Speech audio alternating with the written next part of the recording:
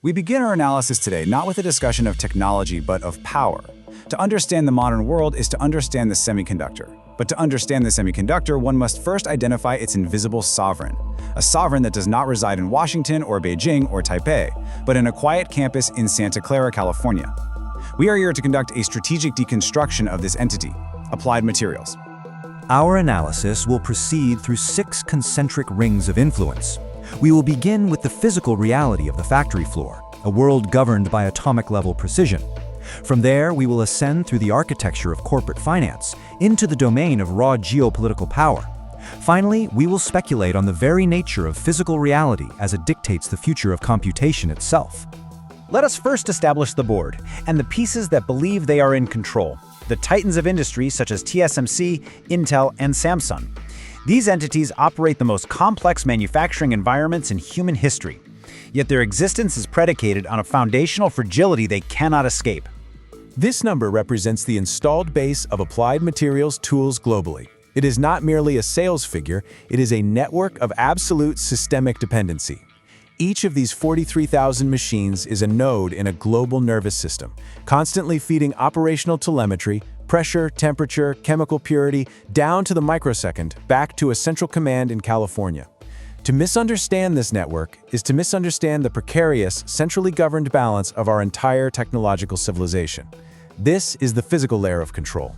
This is not hyperbole. It is the physical reality of the off switch. From a physics perspective, the moment Applied Materials ceases its constant software updates and remote diagnostics, the cleanroom environment begins an inexorable decay. We are talking about molecular contamination, measured in parts per billion, that is completely undetectable to the Fab's own internal systems. These rogue particles begin to accumulate on the silicon wafers, disrupting the atomic-level processes of deposition and etching. The transition from a trillion-dollar supply chain to inert scrap metal is governed by a 24-hour clock, and the only entity holding the stopwatch is an AMAT field engineer with a laptop. This is why the term supplier is fundamentally insufficient. What we are observing is an industrial form of biological symbiosis. A modern fab without AMAT's constant active support is an organism deprived of oxygen. The yields do not simply decline, they flatline to zero. The intricate 1,000-step dance of deposition and etching collapses into chaos at the atomic level. From a financial perspective, the client does not just lose money. Its primary multi-billion-dollar capital asset begins to physically and irreversibly degrade. This is the corporate finance reality born from the physical dependency. This physical symbiosis is of course codified into an architecture of financial control. The Applied Global Services Division is the mechanism. Consider that over 90% of its revenue is contractually recurring. This is not a maintenance agreement, it is a subscription to survival. The hardware, which can cost upwards of $100 million per unit, is merely the entry point. The true product is guaranteed uptime, an asset so valuable, so existentially critical, that clients are locked into a perpetual state of financial dependence from the moment the fab is designed. This ethos permeates the organization. It was born from what is known internally as the desert firefighter legend of the 1970s. The standing order was that if a client's tool failed, engineers were to charter private jets to do whatever it took because they understood they were not performing maintenance, they were conducting a rescue mission for a multi-billion-dollar asset.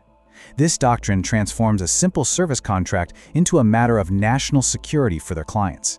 AMAT is not a vendor. They are industrial special forces, the only entity standing between a nation's semiconductor ambitions and catastrophic systemic failure. This is the global security implication of that service contract. Now let us move deeper, past the service contracts and into the technical moat. This is a domain governed not by economics, but by the unforgiving laws of physics. It is a realm where precision becomes so extreme, it can only be described as arrogant. The sources of failure at the 2-nanometer scale are not what one might expect. It is not a software bug or a mechanical breakdown in any traditional sense. The enemies here are far more fundamental, almost invisible. A single stray particle of dust, a minor fluctuation in atmospheric humidity, or a vibration completely imperceptible to any human sense. These are the forces that can halt a trillion-dollar supply chain. The client, a world leader in chip manufacturing, threw its entire arsenal of diagnostic tools at the problem. They found nothing. The impurity was not chemical. It was not a flaw in the silicon. It was not human error. The multi-billion-dollar asset was being poisoned by a ghost. An AMAT engineer discovered the source. He correlated the precise timing of the yield drops with the publicly available schedule of a freight train passing miles from the facility. The subsonic vibrations were traveling through the bedrock and subtly disrupting the atomic layer deposition process. This is the level of environmental auditing that Applied Materials commands. For sub-2 nanometer stability, their engineers must account for factors like the curvature of the Earth and even the gravitational pull of the Moon on local tides. They have achieved a mastery not only of their own machines, but of the client's entire physical reality. They are not selling a machine, they are selling a guaranteed physical outcome protected from the chaos of the natural world. This is the physical basis of their power. As Moore's law dies, the game is no longer about drawing lines smaller. That is the domain of lithography. The new frontier is building complex, three-dimensional structures atom by atom. Technologies like atomic layer deposition, or ALD, are not optional for the 2-nanometer node and the gate-all-around transistors that define it. They are the absolute prerequisite. And AMAT is the undisputed master of this domain. This is the approximate annual research and development budget that funds this mastery of physics. This capital, $3 billion a year, is not for incremental improvements. It is deployed to create integrated material solutions.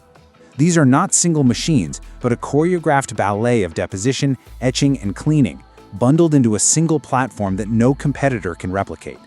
This technical dominance, this integration, is what secures an operating margin nearing 30%. From a global security perspective, this creates a clear and brutal hierarchy of power. The world watches ASML, the provider of lithography, because it is the artist's brush. It is elegant and visible. But Applied Materials provides the matter itself. They dictate the fundamental physics of the canvas. While the world watches the artist, true durable power resides with the entity that controls the laws of gravity. This physical dominance is then translated with clinical precision into a financial architecture of inescapable control. We refer to this as the golden handcuffs. The Applied Global Services business model is a masterclass in financial engineering. It pioneered the concept in heavy industry that hardware is a liability. The true asset is guaranteed uptime. The Centura platform, which integrates multiple processes in a single vacuum, is the key. Once a fab is built around this platform, the cost of switching to a competitor is not just a line item, it is an existential threat, requiring months, if not years of downtime and billions in lost revenue to recalibrate the entire ecosystem. One might compare this to the power-by-the-hour model for jet engines. But that comparison is flawed, and the flaw is critical. There is a robust second-hand market for jet engines. There is no second-hand market for an Applied Materials tool. The reason is simple. The applied intelligence, the proprietary software and process knowledge required to operate the machine at peak yield is non-transferable. The handcuffs are absolute, because the key, the intelligence, is held exclusively in Santa Clara. This is the approximate cost of a single high-end tool. But this figure is a strategic misdirection. The purchase price is irrelevant. The true cost is the consequence of its failure. When a $100 million machine goes offline, a leading-edge fab is losing millions of dollars in potential revenue every single hour. The economic reality is that they are effectively shredding a masterpiece painting every hour. This creates a psychological dependency that makes any negotiation over service contracts utterly one-sided. This creates a profound security paradox. The world's most critical manufacturers, in their relentless pursuit of absolute efficiency and yield, have systematically traded their industrial autonomy for Applied Materials black box solutions. They have outsourced their most critical core competency, the ability to truly control their own manufacturing process. This is a strategic vulnerability that national governments are only now beginning to comprehend. Let that sink in for a moment. We now arrive at the intersection of technology, finance, and raw state power.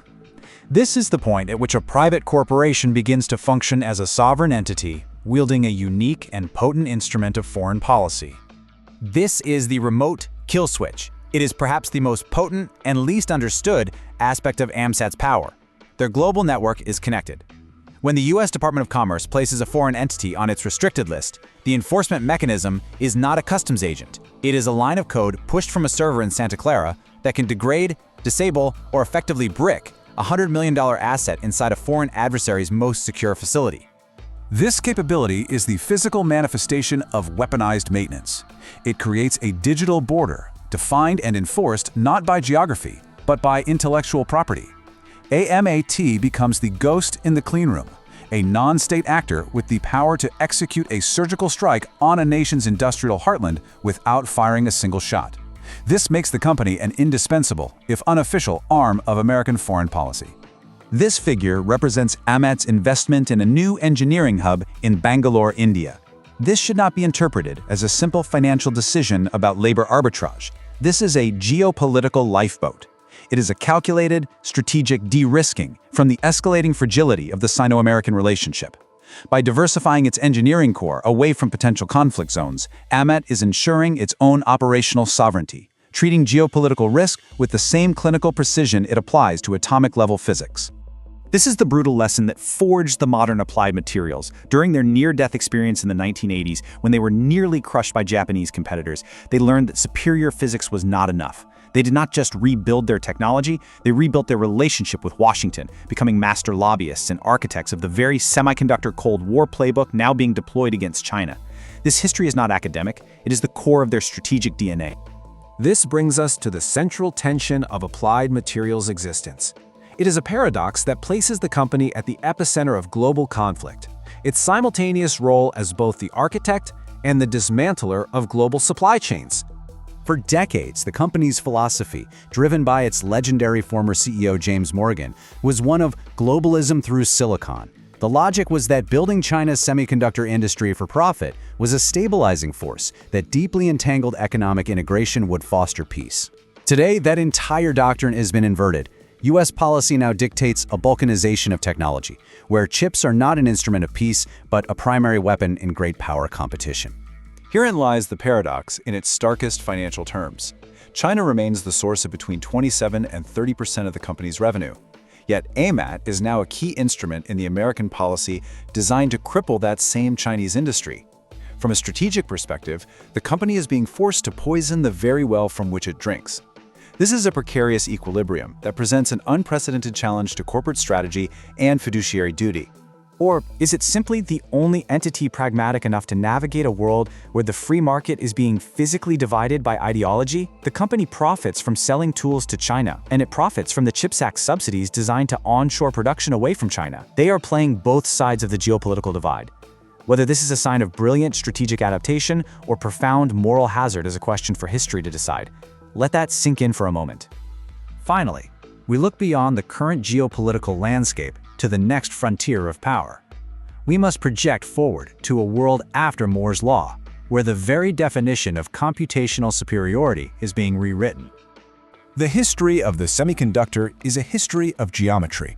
For 50 years, the game was two-dimensional miniaturization. The last decade introduced early 3D structures like FinFET. We are now entering the era of gate-all-around transistors and advanced 3D stacking, where chiplets are built upwards like skyscrapers. The future of computation is not about making things smaller, it is about building them taller. This is fundamentally a materials science problem. This phrase represents applied materials' sophisticated rebuttal to the prevailing narrative of Silicon Valley. The popular belief is that software is eating the world. AMAT's strategic position is that the limits of artificial intelligence are not algorithmic, but physical. Software is a ghost, infinitely malleable, but that ghost must inhabit a physical machine. The materials of that machine form a cage, defining the absolute physical boundaries of what the software can achieve. To put it in concrete terms, the computational power of the most advanced AI accelerators, like the NVIDIA H100, is ultimately limited by heat dissipation and electron tunneling. These are not software problems. They are physics problems solved by materials engineering and technologies like atomic layer deposition. The physicists of the AI era are not working at OpenAI or Google. They are in the labs at Santa Clara, defining the hard physical limits of what artificial intelligence can ever hope to calculate. This is the final and most crucial consideration for any long-term strategic analysis. As we move into an era defined by artificial intelligence, we must ask where true power resides. Is it with the entity that designs the algorithm, or the entity that controls the atomic structure of the silicon upon which that algorithm runs? This question redefines the very meaning of industrial sovereignty and will determine the global balance of power for the century to come.